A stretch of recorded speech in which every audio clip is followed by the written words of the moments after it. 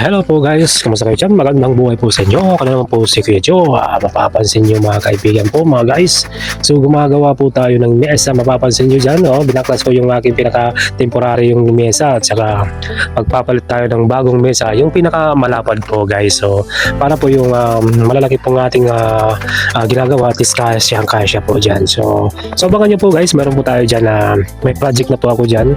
Yung dati kong na customer, so ipapatuloy ko po yun. Kaya po gumagawa tayo ng mesa ngayon dito, kaya dito po umpisahan yung ating future at saka yung mga customer ko po dito ko gagawin sa bahay. Maganda po yan.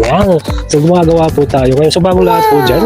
So mayroon po akong kinakabit kayo yung cyclone wire. Ayan, mapapansin yung mga kaibigan po natin. So guys, diba, importante po ito guys, kasi alam niyo naman natin maraming bata, hindi lang po bata. So kailangan natin na lagyan ng palibot ng cycle wire kasi para po protection po yun. Sakali po hindi tayo mawalan ng mahalagang gamit po. Importante po yun kasi dito sa ating mundo, hindi naman po perfect to. Meron talagang masasamang loob. Hindi po, ano lang po yan mga kasangkay. So ipon-ipon lang po mga kaibigan. Lalo na po, mahirap talaga guys talagang napakahirap.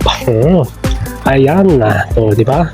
So kulang lang po yung gate yan at saka dyan yung mga damo dyan kailangan tanggalin dyan kasi matataas na po yan.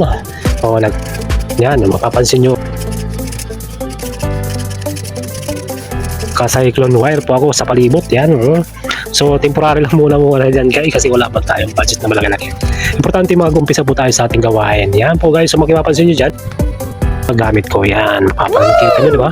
Importante po to guys, dala natin ng mga gamit to. Meron tayong grinder yan, pansin nyo, barena, yung planer, yun, napakatagal po yan ng planer ko yan, nasa 7 years na po yan. So malaking bagay po yun sa akin ng ano natin dyan. Hindi akong logi po dyan, pati yung barena, hindi akong logi, yan, bago lang po yan sa akin yung electric drill yan. So meron tayong circular, napakatagal din yan sa akin yan, 7 years din yan sa akin. Siyempre higit po sa lahat yan, meron tayong welding machine. Importante yun sa atin. Kapag may welding po yan, experience lang po yan, kaya tayo bumili ng welding machine para po tayong mayroon po magpapa-welding po sa atin at pili na tayong sumubok po yan. Firehouse yan, ang halaga po dyan 6,000 pesos yan. Importante po yan sa atin mga skill. Lahat po natin subukan na po natin mga kababayan. Yan po, huwag nyo kakalimutan mga kababayan, mag-subscribe sa aking YouTube channel. Ayan, maraming salamat po guys. Paalam.